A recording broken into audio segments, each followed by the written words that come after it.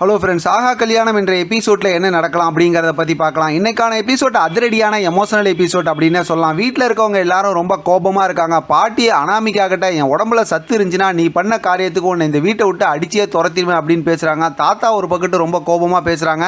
இப்போ கோடீஸ்வரி ரொம்பவுமே கோபத்தோட இந்த மாதிரிலாம் பண்ணிட்டியே அப்படிங்கிற மாதிரி சொல்லி அவங்க ஒரு பக்கத்து பேசுகிறாங்க. அப்படி வீட்டில் இருக்கவங்க எல்லாருமே மாற்றி அனாமிகா வந்து அந்த மாதிரி அதாவது மனநலம் பாதிக்கிற மாதிரி மருந்தை வந்து ஐஸ்வர்யாவுக்கு கொடுத்த விஷயத்த சொல்லி எல்லாருமே சண்டை போட்டு கோவப்பட்டு பேசுகிறாங்க.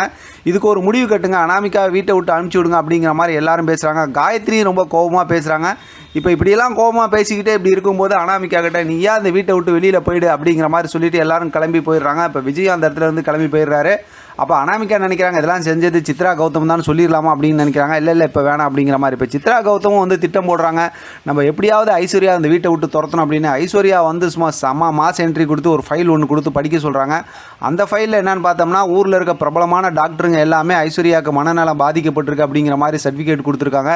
எப்படி ஒரு நாள் இது வாங்க முடிஞ்சுன்னு சொல்லி அதிர்ச்சியோடு கேட்கும்போது நான் உண்மையை சொன்னேன், எல்லாரும் கொடுத்துருக்காங்க, உங்களால் என்னை ஒன்றும் பண்ண முடியாது அப்படிங்கிற மாதிரி ஐஸ்வர்யா செம்ம மாசாக பேசிட்டு போகிறாங்க.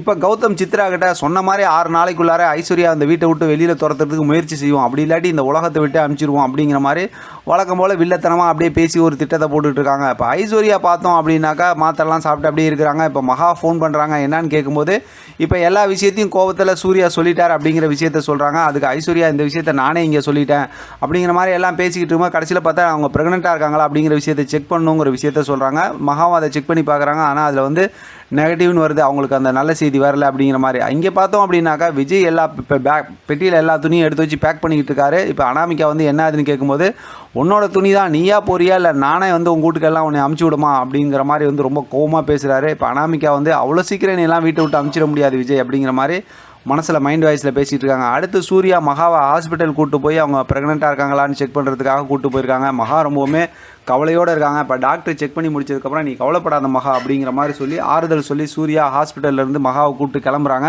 அதோட இன்றைக்கான எபிசோட் ரொம்பவுமே இன்ட்ரெஸ்டிங்காக முடிச்சிருக்காங்க. பார்க்கலாம் அடுத்து என்ன நடக்குதுன்னு. இதை பற்றி உங்களோட கருத்து கமெண்ட் பாக்ஸ் தெரியப்படுத்துங்க. தொடர்ந்து ஆதரவு கொடுங்க. தேங்க்யூ ஃப்ரெண்ட், தேங்க்ஸ் ஃபார் வாட்சிங்.